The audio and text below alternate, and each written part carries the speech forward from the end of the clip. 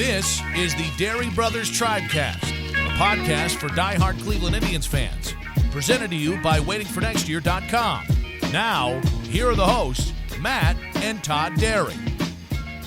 All right, here we go, everybody. It is another week of the Dairy Brothers Tribecast right here on WaitingForNextYear.com. Matt and Todd with you. Thank you for listening and joining us today. As, of course, we're brought to you by our friends at the Center for Advanced Dentistry, Dr. Ben Hornstein, and BreakingT.com/Dairy. Best T-shirts out there. Certainly a disappointing weekend, though. The week got off to a good start. The Indians took on the Single-A Pirates, took care of them. Despite, Todd, some really poor hitting with runners in scoring position, really all three games. And then to come home and lose 2 out of 3, the 20-game losing streak done to the Tigers, not a great weekend, that's for sure. No, it was not. There's definitely a lot to get into. I was a little taken aback by just how bad the offense was, considering the fact that it's not like they were facing, the Tigers with Justin Verlander, Max Scherzer, David Price, and Anibal Sanchez here. I mean, that was bad. And the Buccos, who are as bad as they come, like the Indians could barely score against the Pirates. And so it's definitely a concern. You and I are going to talk about some potential options that they can go to, and it looks like they've shaken things up a little bit in the outfield too to try to get some things going. But there's definitely a lot to talk about. Things change on this team from week to week, that's for sure. And this week was no different. Yeah, so the Cleveland Indians sit at 17-11, a game and a half back of the Twins. Here comes Minnesota for 3 starting tonight. And then a day off on Thursday before the club heads to St. Louis for a weekend series with a pretty good Cardinals team that really hasn't played a lot of games due to the whole COVID situation. And we'll go over the pitching matchups, everything else. Trade deadline is a week from today.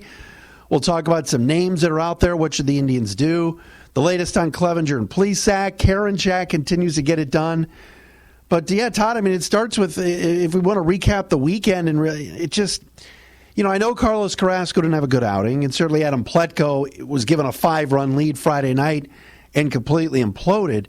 But time and time again, where there's going to be some games that you have to win 7-5 or 8-6, or yesterday they lost 7-4, this outfield, it's just, other than the Domingo Santana pretty big hit he had on Saturday, the 26 hopper into left center that scored 3. I mean, this outfield, it just continues to struggle. And if Frankie's not hot, which he hasn't been, Jose's been in a funk, Carlos Santana's still below 200, someone else has got to hit the baseball, and it's excruciating to watch. It's painful. Tito and Sandy Alomar, who have essentially co-managed this team, they're grasping at straws. They're trying to figure out what they can do in the outfield because it's become a total shit show. You don't know what you're going to get each time that they're putting the lineup together. It's almost like they're throwing darts and seeing what 3 names they land on, and those 3 guys are going to get a start. It's become to the point now where they sent out Bradley Zimmer, they sent out Oscar Mercado. Delino Shields got hurt the other night. So Greg Allen played center field yesterday. Entering this weekend, the Indians hadn't lost a game in which they scored 4 or more runs. Right, yeah, correct. And this weekend, they had a 5-0 lead for Plutko, and he imploded. And then yesterday, the only reason, they scored 4 runs, granted, but 3 were on Greg Allen, 3-run homer in the 9th inning. Oh, Lomax. 7-1. Yeah. Off of the great Joe Jimenez. So yeah, here, in today's Zach Meisel piece in The Athletic, this is the most staggering. Zach Meisel?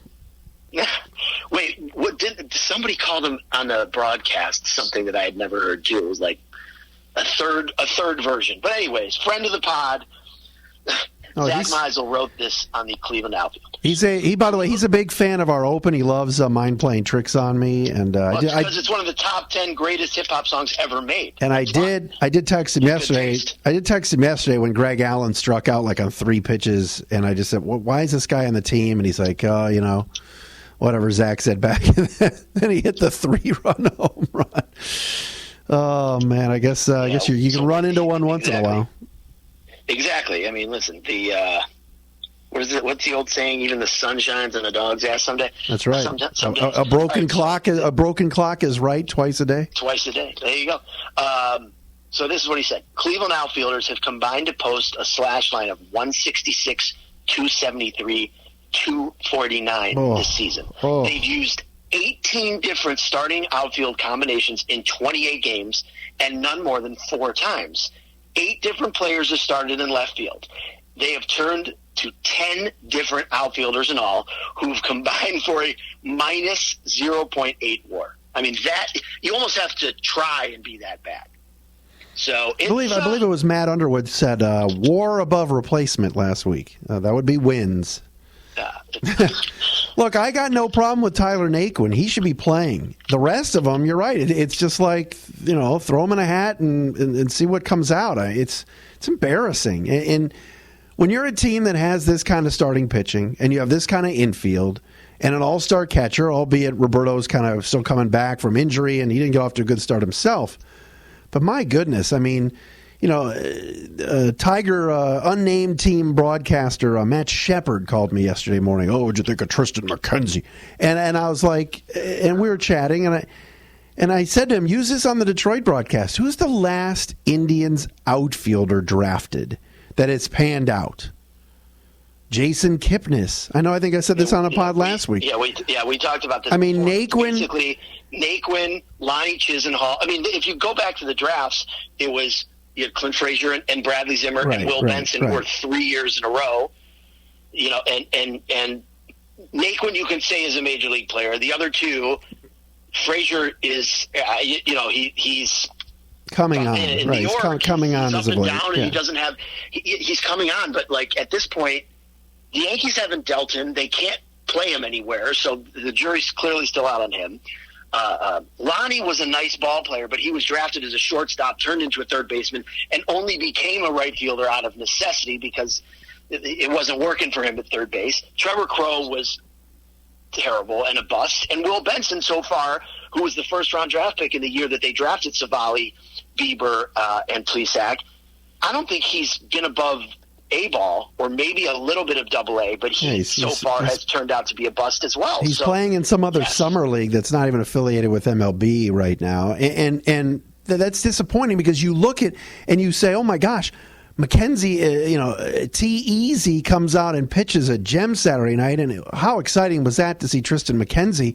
And you go, man, where do they keep coming up with these pitchers and Ruben Niebla and all these things that they do? And yet on the opposite end of the spectrum is the outfield situation. I mean, can we draft one outfielder that does something? I mean, is there a Benintendi in our system somehow, some way? I mean, it's ridiculous. I know it really is, and if you want to segue into trade options for the outfield, because I think at this point the only thing, there's a couple things you can do. Number one, I think it's time for Daniel Johnson to come back and to get a real shot to play every day, because right now Zimmer and Mercado are completely lost. I think I'm done with Zimmer. Like, he had every chance to be the center fielder this year, and it didn't happen. I think Mercado will be fine eventually.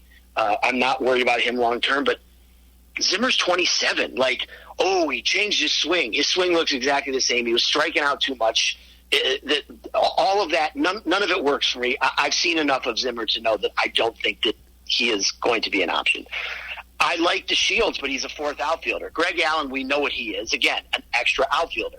Give me Daniel Johnson. He can play some center field. I know he's more suited for the corner, but he can play some center field. And I still think you play Naquin every day, and for the time being, until you either make a deal or ride it out the season, you stick with Domingo. Because he can at least get a jolt into one every once in a while. He's got a track record at least. So that's what I would do. But it's not good. No, but you went into this. I said this last time, and I'll say it again. It's like when we went into the season and we had 10 outfielders, and you said it reminds me of the backup. There's two, the college football team that has two quarterbacks. When you have two quarterbacks, you have none. Outfielders, so something happened to your. Hold on, Todd. Something happened. Hello, there you are. Something happened. You faded away for a second. All right. You're going to have to edit that out. my AirPods went bad.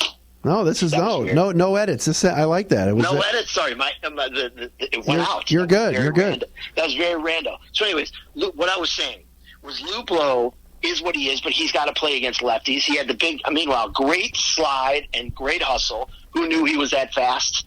That was Friday night? Highlight, right? Yeah, Saturday night. Highlight of his season. Yeah, that was great. Scored all the way from first. Ran super hard. But he is what he is, and he is Brandon Geyer. He's Ryan Rayburn.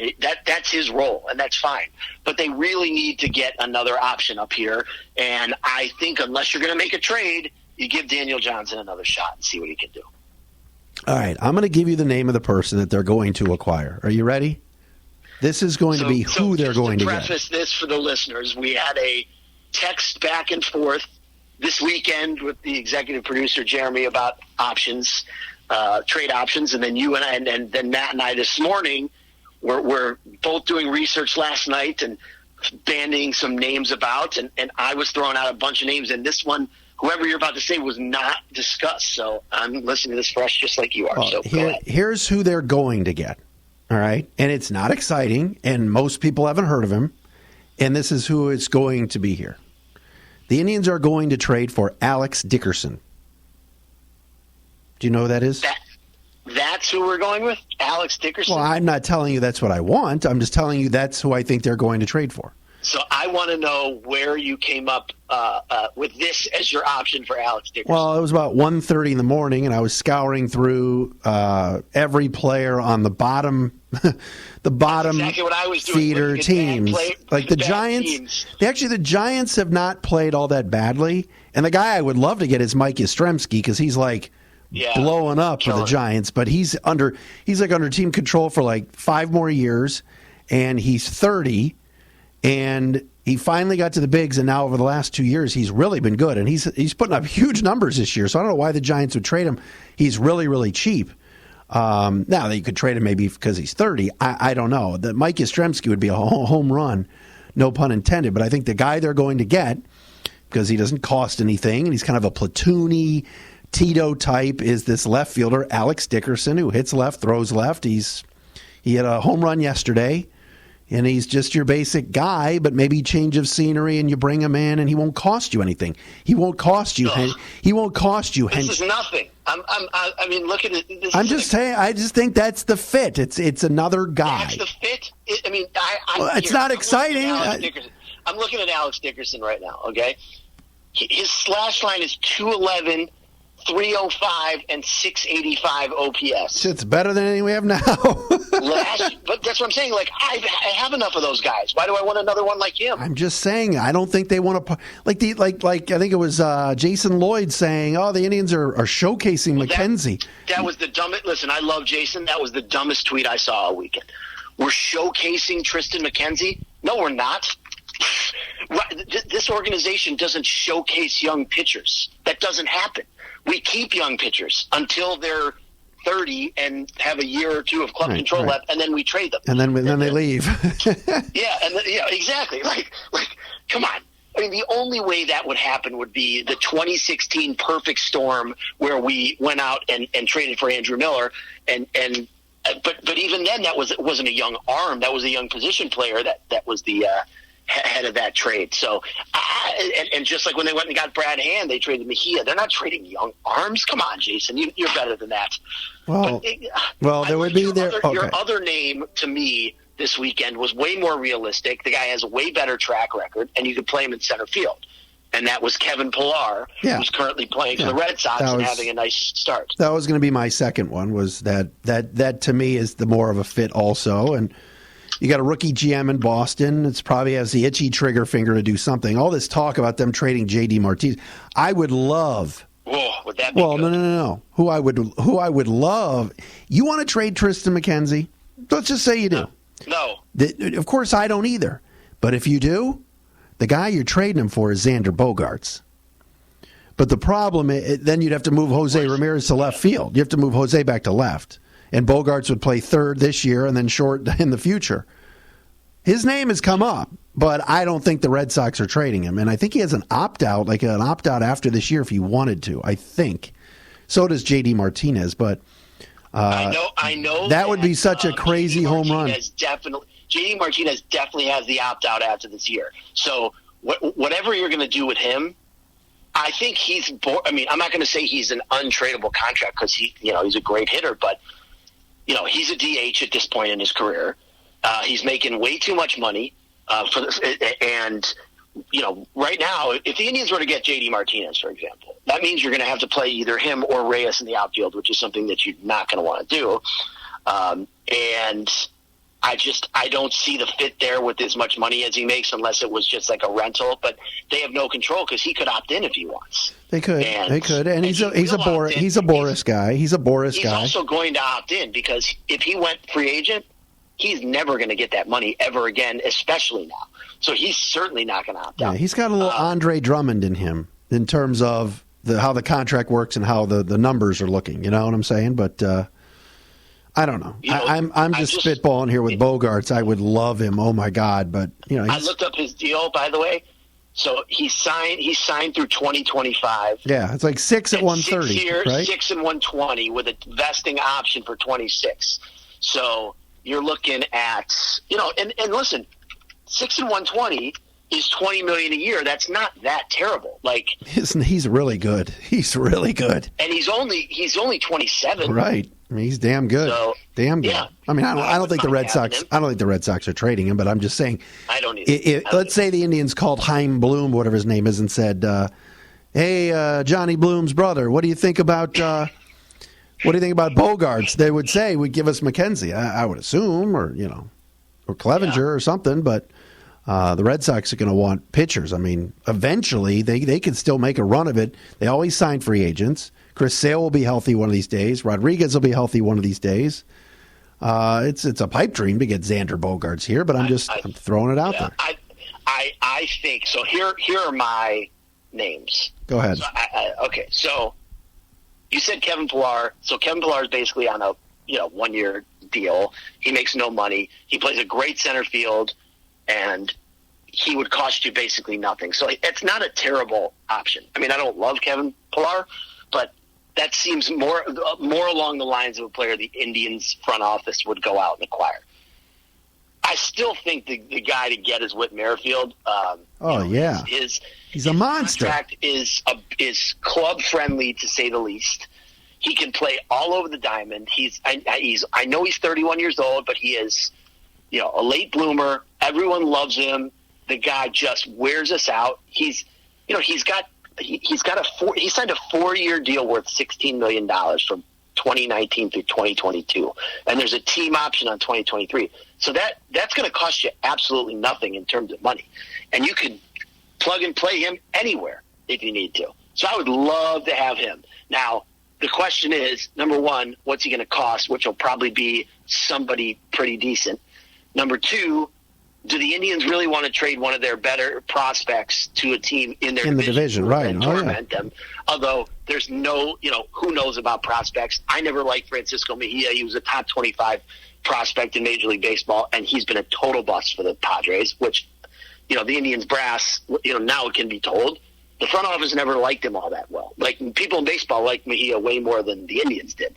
So that's why he was part of that deal. And listen, had the Indians traded Bradley Zimmerman, these things, these prospects never, it's not always so hit and miss on prospects. So, but I know in the way our team is, we have to count on them. But so Merrifield would cost you probably the most. Another guy we've always talked about for years and years and years, Starling Marte. He's signed with a 20, only through this year with a club option for next year. And so, that there's no such bad thing as a 1-year deal. He's hitting 320 right now with the. He's a tremendous player. 55 OPS. You can play in center field immediately. Love him. And then Joey Gallo. Oh boy, big power guy. The Rangers stink. You can play him in the outfield. I would love to see Joey Gallo on this team too. And he's.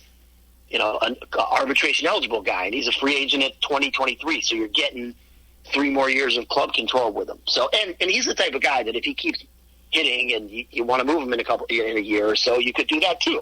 So they have to get a bat. I was in the car yesterday once the game got out of hand. I'm like, all right. I got in the car. I was with my daughter, and we're listening to Hammy, and no one has a pulse of the team like Tom Hamilton. All right, Tom Hamilton said a week ago, Triston McKenzie's pitching really well. Don't be surprised. You're right. He was way ahead on He was ahead on T-Mac or T-Easy getting an opportunity to pitch Saturday.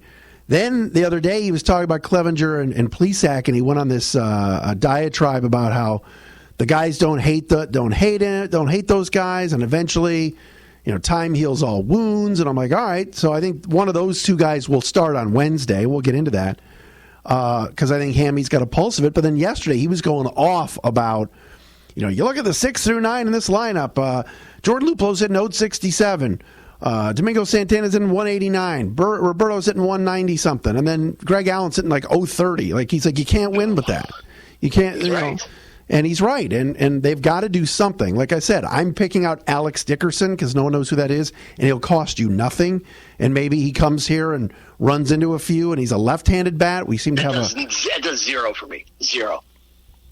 Oh no, it does zero for me too. At this point, give me Daniel Johnson before I see Alex Dickerson. No, I know. What about Corey Dickerson? Is he still around? Yeah, he's on the Marlins. Phillies, Marlins? I think he's on the Marlins. All right, sorry. I didn't mean to interrupt. So, I'm just saying, those are the kind of – they've got to do something. I mean, I got a couple of other ones. I mean, what about Cole Calhoun? Chilling with the Cole. Come on now. He's on a 1 year. Does he get it? No, he got a 2-year. He got a 2-year, $16 million deal from the Diamondbacks this offseason. Why would they do that? I mean, talk about a waste. I mean, he's $8 million a year for Cole Calhoun. He's having a nice year, and he had 33 homers last year. But remember, I think his April, May, and June with the homers last year. But like his April, May, and June with the Angels last year, like he got benched, and then someone got hurt, and he got back in the lineup, and he like stung the ball the rest of the summer and earned this contract. But he's got a team option for 22. It's not that expensive, but he's a left-handed power bat, which we could use. And he's a good defender. If memory serves me correctly, he makes a lot of diving catches and has a rocket arm out there. So that's a name. I mean, David Peralta, you mentioned Diamondbacks. I mean, he's a guy making 7. I mean, in Arizona, and you brought this up on the text, they're not going to catch the Dodgers. Those are the kind of names that are out there. I mean, I'm with you on Joey Gallo. Some of those names are sexy, some of them aren't. You mentioned El Coffey. Gregory Polanco. Is there a worse home run call than when Greg Brown does the how about some fly ball to right? I think I want some coffee. Home run El Coffey. Oh, that is terrible. Go on YouTube and check that out. That's pretty bad. But Gregory Polanco, a member of a Team D's, he hit 2 homers yesterday, but he's been brutal. Really going back about a year and a half. But again, that's the Pirates. They're looking to unload a guy like that, and he doesn't make that much money. So I think he makes 11 next year, though, which might be a little bit much. But those are the type of guys that are out there. But there are guys out there. The main problem is that you got so many teams. First of all, the trade deadline is next week, and really there's about 4 or 5 teams that are out of it completely at this point. It's not like so. There's going to be more. It's definitely going to be a seller's market, but there are not a lot of sellers. So, it's not like in years past where 10 to 12 teams were selling. You're definitely going to have 4 or 5 teams, and then there'll be a couple more that are. But you know what? The Indians could also deal, and we should talk about the starting pitching. The Indians could deal. Obviously, I've been talking about dealing Clevenger to a contending type team for a bat, a higher end bat. So, I don't know. It's contender type trade. Would you trade Clevenger for Michael Conforto? Would the Mets do that? The Mets need a starter in the worst way, and there's pressure on them. And I fought with people on Twitter all last week about this, and I said it on the pod, and I'll say it again. And I'm sticking with it until I am proven wrong. I seriously believe that Mike Clevinger has thrown his last pitch with the Indians. Plesac will definitely be back. this year, I have no doubt. I still believe they are looking actively to trade Mike Clevinger. Now, I know it's been discussed, and people can sit here and tell me you should have heard you should have seen these. I sent you a couple. These people saying that what a complete idiot and clueless I am, and you know what? Just let him back. Who cares? I mean, these people who have never played a sport and have never been on a team. Let's look at the Baltimore Ravens. Now, would you say that the Baltimore Ravens are probably one of the top 3 most respected franchises? They're preeminent. They're preeminent. They're fantastic. Yes, they are cream of the crop. How they work, how they run things, how professional they are. This week they cut Earl Thomas, who is one of the premier safeties. What does Tim McCormick would say? He's a premier player. One of the premier. Love it. Love Timmy Mack. Safeties and all the NFL. Great player, Earl Thomas. They cut him. You want to know why? Because last year he was a cancer. He was late to meetings. Now these things are coming out late to meetings, mouthing off a lot, not setting a good example for the younger guys. And then this year, he comes into punches camp, a teammate. He gets into a big fight with a teammate, and the Ravens were like, you know what? Last straw. We don't care how good he is. This guy's got to go. If the Baltimore Ravens are willing to cut Earl Thomas, why wouldn't the Indians? Here's the thing. We know what we know about Mike Clevinger just from what's out there. We have no idea what the rest of it is going on behind the scenes. It could be way worse than what we are discussing. And the Indians might just be like, you know what, enough of this clown show. We were going to trade him in the offseason anyways because his number's going to go through the roof. That was always going to be in the plans. But whether people want to believe this or not, Mike Clevinger was always going to be traded at some point. Whether it's now or after the season, he was their best trading chip because he is a premier starting pitcher. He had 2 years left of club control, which may become 3 after this with the Indians keeping him down and him not accruing enough service time to get into arbitration. And he's their best trading chip. That's the bottom line. So I think that they are actively looking to move him, and that's where they're going to get their back. That's my opinion. You want to call me crazy, that's fine, but I happen to – I don't think you're crazy. From people that they are definitely, it's on the table. It is on the table. I don't think it's crazy. And to get somebody better than Alex Dickerson or Cole Calhoun, you trade Clevinger to get a more, you're right, a more established bat and a guy that you can plug in right away or hit sixth or wherever and help turn this offense around. Mike Clevenger's a stud. The problem you don't think. They didn't pitch Triston McKenzie on Saturday for a quick audition or a quick, we'll roll the dice and see.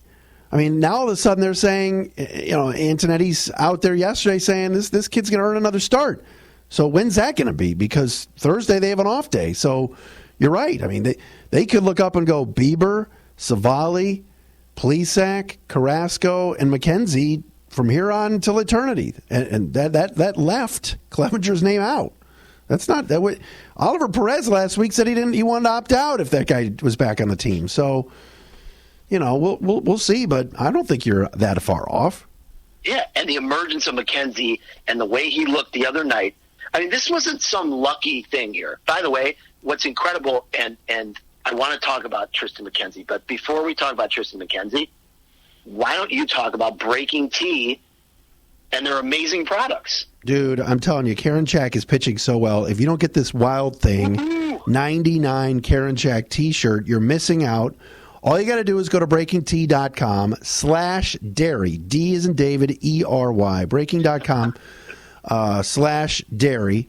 Get the shirt. It comes up right on the screen when you put that in. If you just go to breakingtea.com anyway and you like the shirts, wherever you're listening, if you're a fan of another team, you want the Tatis t-shirt, Bieber Fever, the Frankie shirt, Jose, the J-Ram, Jose Ramirez shirt, home run pitch. They've got it all. Browns fans, they got plenty of Browns gear. Cavs, same stuff. All at breakingtea.com.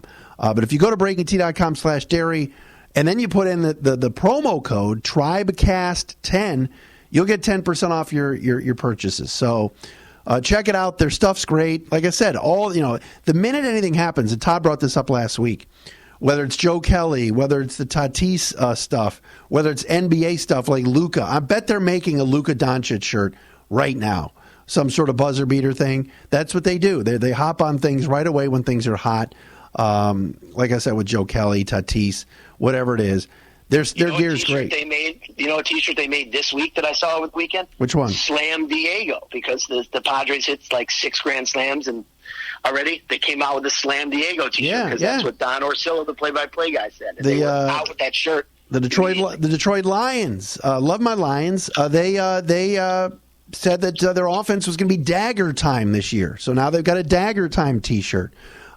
So whatever's hot, I mean, you check it out at BreakingT.com. Use the promo code TRIBECAST10, and you'll get 10% off your purchases. So check them out, Breaking T. Tell them Matt and Todd sent you. All right, so where are we? So we got it. So we got to talk about McKenzie. What a performance! The next T-shirt they'll make is probably a Triston McKenzie T-shirt. What a great kid too. I loved his interviews. I saw some stuff leading up to it too, where he's kind of walking around downtown Cleveland taking some pictures. Like, what a great young man! Like, he's a keeper. And I know it was one start, and I know it was the Tigers, but man, where he was putting his fastball, how he was throwing his breaking stuff. 11 Ks through 6. Come on. It was 10. 10. Sorry. Let me give you a couple things. Number one, his average fastball was 94.5 miles per hour, and he topped out at 97. Okay, I mean he was throwing them all over the zone. He had good curveballs going. He was mixing in some sliders. I know that Carl Willis had said he had never seen him pitch live before, and he had just talked to him a bunch, and they were talking about mixing in some changeups a little bit more, which he did, which was incredible. He just looked. You know what the thing about the Indians? So first of all, Peter Gammons tweeted this over the weekend. So there's been 15 starts by the number one Tribe fan / Trump hater, Peter Gammons. 15 starts. Number two after starters. 15 starts by the Indians' homegrown starters. Bieber, Savali, Plesac, and McKenzie have thrown 102 and 12. 100. Wait. I can't read what that. Oh yeah, sorry. 102.2 innings pitched, 69 hits. 12 walks, 128 strikeouts in 102 innings, and an ERA of 1.75. That's pretty damn good. Now, the other thing that I love about McKenzie, he was so poised. He was. It's something about the way. I don't know if it's Ruben Niebla and the rest of the coaching staff and the developmental pitching staff of the Indians. There's just like a demeanor. Bieber's the same way. Savali's the same way. These guys are just, they don't look like the moment is too big for them. I mean, this is Triston McKenzie, by the way, looks like he's 12. He gets out there. He weighs like 100 pounds. He's just so calm. I mean, the demeanor, it's his major league debut, but, you would think his heart would be racing. And then the interview after, he just polished is all across the board, all of these young guys, these young pitchers that the Indians have. They're just so polished, and that just speaks to the unbelievable player development of the Indians organization, especially with the pitchers. No, it was fun to watch, and he's got the full arsenal. And it was great timing by the team too to bring him up Saturday. They needed some length. He gave it to him. It was the Tigers. It was at home, and he responded and earned another opportunity. I don't know when that's going to be. I don't know how they're going to line that up. We'll talk about that. Because they got 3 with it, I would assume maybe. He said Saturday or Friday or Saturday he's going to pitch over the weekend against the Cardinals. I know that. Yeah. The question comes up is, what should they do with the Adam Plutko start? Should they let him start? Are they going to bring Plesac back? Or are they going to give Scott Moss an attempt? You can't use Logan Allen now because he went 5 innings yesterday. Not that I want to see Logan Allen. Why would you? Again. Oh, my God. But here, if I'm running the organization right now, this is what I'm doing. I would send Logan Allen back out, move Plutko back to the long roll. Plutko is fine for 3 innings. If you look at the numbers, and I think Zach had this in his piece this morning too, he's fine when he goes through the first time through, and as they get to see him more, it becomes more trouble. So here, This was in Zach's piece. I knew I read that this morning. His first time through the order, the opposing team slash line is 229, 250, 371. The second time through the order, they're hitting 423, 483, 731. Ouch. So if you want to if you want to keep Plutko around, or, for one more start, I think maybe you do a piggyback situation. But if I were them, I would either start Plutko and make it a 3-inning start bullpen game, or make him the long man, give Scott Moss a shot, and you got to bring in another pen arm also, because I can't take Dominic Leone another second.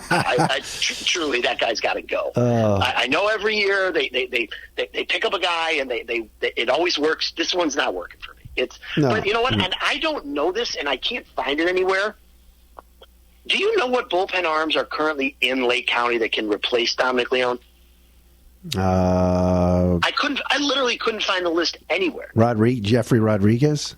Is he healthy? Yeah, I don't know. Because he was hurt. I don't know. That's a good question. And there's not a lot of reporting going on it. I mean, like, all of a sudden we heard Triston McKenzie's making a start, but we hadn't heard like what was going on down there. It's like a secret society there at. It's not Canal Park. What's the name of it? It's No, Canal Park is Akron. What's the other one? I forgot the name, but it starts with a C. I'm drawing a blank. Where the Lake County Captains play? Yeah. Is, I don't know. I can't remember off the top. It's in Eastlake. It's certainly not Heritage Park. Why can't I think of Purvis? Like, Purvis Park? Lake County Captains Field is called what? I don't know. I'll look it up. You keep talking. No, but they need Classic Park. Classic Park. Thank you. I told you it was I knew it was a C, but Purvis. That's right. That ball would have been hit out of a lot of parks. Name one. Name one. That's very inside. Here, I got a question for you. Yeah. What do you do about Carlos Carrasco? Well, that was the thing I was going to say was, okay, let's say, so they have 5 options for Wednesday against the Twins. They said Plutko, they said Henches, they said Moss, or Clevinger, or Plesac. So let's say they pitch Plesac on Wednesday.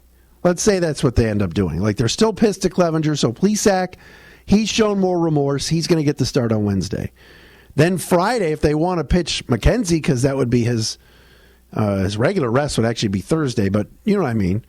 Would they skip Carrasco? Because then you got Savali ready to pitch Saturday and Bieber on Sunday, and those two guys have been lights out. I mean, Shane would be on regular rest. He's scheduled to pitch Tuesday, so maybe you skip Carrasco and say we're working on some things with him, because he was all over the place yesterday. He was talking about mechanics, and he was talking about he had the bullpen before the game was awesome, and then he screwed. Then after the first inning, something happened mechanically.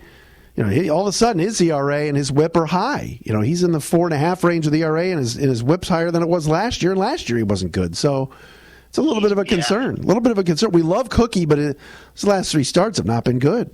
He hasn't made it out of the 5th inning yet in the last 3 starts, and the walks are up. I mean, the Tigers, they racked them around good yesterday. I mean, that's not exactly a great lineup. That was Nico Goodrum and Jorge Bonifacio that took him deep. I mean, it wasn't like we were talking about Cabrera and Martinez and Castellanos here. Yeah. So it's definitely a concern. I mean, like, if the playoffs started tomorrow, he's not sniffing the rotation. Like, he's not. he all things equal right now. If Plesac were to, you'd have Plesac. Obviously, you'd have Savali or Bieber and Savali, and probably Plesac ahead of him. And obviously, if Clevinger was there, he would be ahead of him as well. It's listen, we love him. He's going. He's a great human being. He's just got to get it together. He'll find it. He'll be okay. But it's definitely a concern, because especially without Plesac and Clevinger. And, Triston McKenzie was great, but it was 1 start. The Indians have to win these games with their pitching, with their starting pitching. And the bullpen's been awesome. But they got to win these games 3-2, 2-1, 4-1, because as we discussed earlier and discussed basically, I feel like, for a couple of years now, this offense is not great, so to say the least. So it's got to be done with the pitching. So every one of these starts is very important. And look, it was great to see Carlos Santana wake up in Pittsburgh, and he hit a couple of home runs and 2 big ones. But then he kind of went back to the same thing. He got pull happy again, and I love that he's looking to walk and he wants to get on base. But when you're the cleanup guy, you got to produce. Yeah, and I don't know. The top 5 has been the same the entire time. I don't know if you shake that up at all. Like, maybe move Reyes up. Ags texted me this other day. Maybe they move Reyes ahead of Santana. Maybe with Frankie struggling the way he has, maybe you move him up to the leadoff spot and flip. Maybe Hernandez second and J-Ramp there. I don't know. I mean, they got to do something. It's like we've discussed this ad nauseum too. It's whoever's hitting, whoever's catching. I mean, Roberto will be fine, but it's basically 8-9 are becoming borderline automatic outs every time. It's very, very, very bad. And this week, you got a tough week with the Twins. That's a team that hits the crap out of the ball, and you're going to have to score some runs if you're going to beat this team. We're seeing Kenta Maeda tonight, who is been their best starter to date, and they just nearly threw a no-hitter last week. Yeah, and then they blew the game, and then the Brewers ended up blowing it in extras, which was too bad. But they got to do something. I don't know what it is, but they really got to do something. All right, let's. I know you have one note on Karinchak. We'll get the pitching matchups. You got to tell us about Dr. Ben Hornstein. What's going on at the Center for Advanced Dentistry? I was listening to our great friends of the pod today, Ken Carmen and Anthony Lima, this morning, and I heard an ad for another dentist, and and they said one of the best on the east side in Northeast Ohio, and I said, that's right, one of the best. But who's the best dentist in Northeast Ohio? I know. That's Dr. Ben Hornstein and the Center for Advanced Dentistry. I don't know why anybody I don't know why anybody wouldn't go to the guy. Not only is he the most clean, the most professional, and the most protective of everybody and their health, but he does such a great job. His team, Sandy and the crew of hygienists, they do such an amazing job of making sure that your teeth are clean, extra white. Dr. Ben is so good in terms of, whether you need a crown or a root canal or any sort of other dental work. He's gentle. He's funny. He keeps you at ease.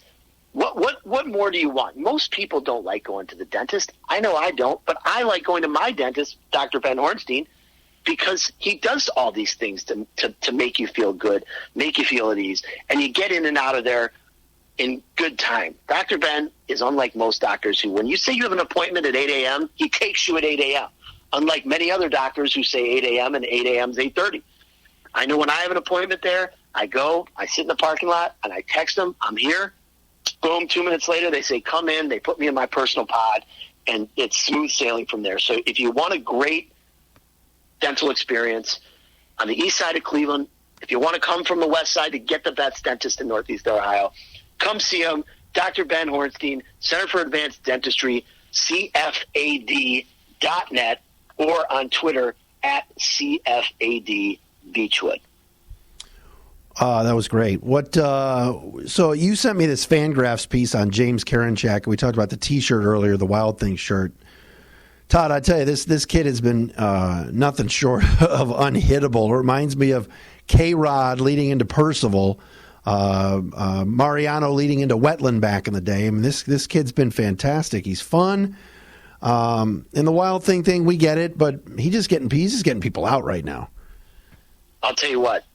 This kind of domination, I said it this weekend, this reminds me of Jabba Chamberlain in 2007 when he came up in August for the Yankees, and they immediately put him in front of Rivera and nobody could touch him. This is astounding. The great Mike Hattery, one of my most respected voices in all of baseball, said, this is the best relief pitcher in baseball right now. He is unhittable. If you get a chance, check out this Fangraph piece. They show all of his different pitches, the rising nature of his fastball, These guys can't lay off the heat. They can't touch it. And then he's throwing 2 pitches. It's the fastball and curveball, and neither of them are hittable. It's unbelievable. I mean, this is like Andrew Miller 2016 domination type shit. I mean, we in our wildest dreams, as much as we wanted Karinchak to come in and be good, I don't think anybody anticipated him this level of greatness this fast. I mean, he's hit the ground running, and he's been incredible. I mean, this is your closer of the future. Brad Hand is what he is, but he's doing a decent enough job to keep his job currently. But I can tell you this, Brad Hand's got a big money option next year that will not be picked up because, ladies and gentlemen, you have your closer for the next X amount of years in James Karinchak. The guy's totally and completely dominant, and we haven't seen anything like this outside of Andrew Miller. You and I, I'm 44, you're 47. These are the 2 best stretches that I can ever remember is what we're seeing with Karinchak and the Andrew Miller 2016 in his uniform. No, he's been great, and you look at next year, and you're right. Brad Hand, they're unfortunately could probably be cutting payroll more. He's going to go. Hand will go, and then you have Clase in the 8th, and you have Karinchak in the 9th. That's probably the plan. Moving forward. But he's just been awesome, and you're right. That curveball, the over the top, no one can touch it right now, and they're going to need him this week against the Twins. It seems like when they played Minnesota, even the games they lost in Minnesota earlier in the year, all close games.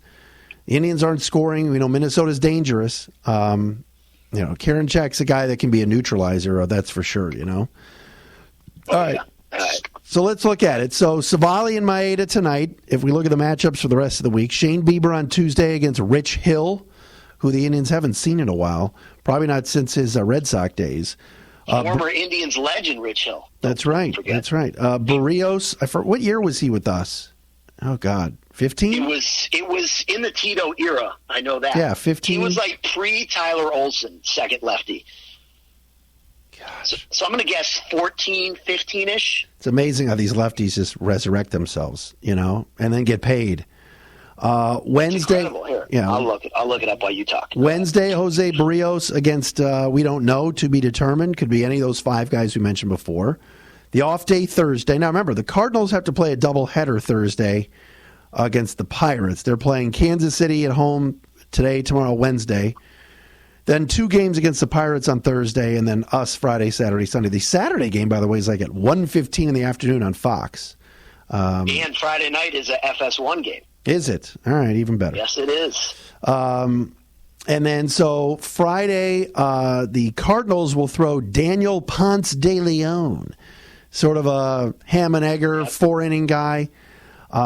If all the days stayed the same and the Indians didn't move anything around, that would be Carrasco, although they talked about McKenzie sometime pitching.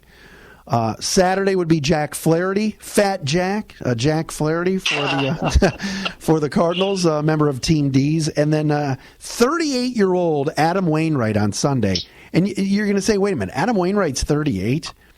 Dude, he's been great this year. I mean, I know the Cardinals haven't had a lot of games, but he's got like a 2 ERA, a low whip, and he still gets people out. So I would assume Bieber would pitch Sunday against Wainwright, but again, the Indians haven't said anything about how they're lining things up after tomorrow. Yeah, I think he closed out the World Series in like 06. Correct, against the Tigers. Yeah. So he's still got it going on. That's for sure. Yeah. Rich Hill, 2013. 13, okay. Yes. Is that Tito's first year? Yes, 2013. Tito's first year, and the year they made the wild card, and his dribble swung at the first pitch and grounded into a double play with first and third and 1 out.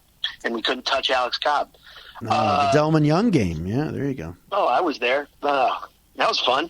That was fun because in the 4th inning or whatever inning his dribble grounded into a double play, I knew the game was over. And the next 5 innings were like a slow death march. It was like I knew we weren't going to come back. It was terrible. Anyways, 2 nationally televised games, FS1 Friday and Saturday afternoon on Fox, which will be pretty cool. That's for sure. And you're playing 2 good teams this week, so yeah, Cardinals are good. Good barometer. Do you know who the Cardinals' best hitter is, by the way, in terms of OPS? Can I guess? Yeah. I'm going to go with Colton Wong. No, I was trying to make it fun. Bradsky. Oh yeah, Brad Miller's OPS is over 1,000. Look it up. What about Harrison Bader, distant relative of Kevin Chernett? He's a listener of the pod.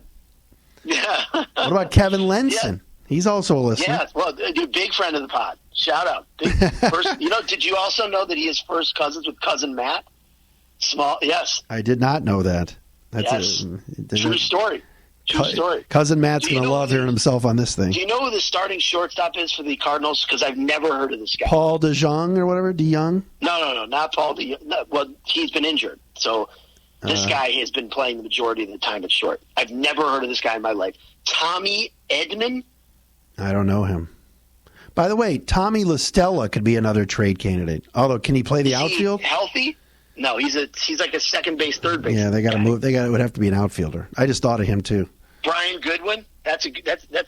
He'll cost nothing. No relation to Matt Goodwin. No relation to cousin Matt. No, that's right. True. That's right. Yeah, Brad Miller is the highest. I mean, they got the Cardinals. You look at their team. They're Paul Goldschmidt's always been good. Matt Carpenter destroys us in interleague. Oh, the center fielder who I don't want to say his name because he makes me want to vomit. Who's that? He hit a home run to lead off Game 7. Is he on that team? He was on the Cubs for 1 year. No, I know. I'm saying I forgot Dexter Fowler even plays on that team. Yeah, he's a starting center fielder. Yeah, he's brutal. Going regardless of the leadoff homer, he's gone there and done nothing. But yes, you're right about that.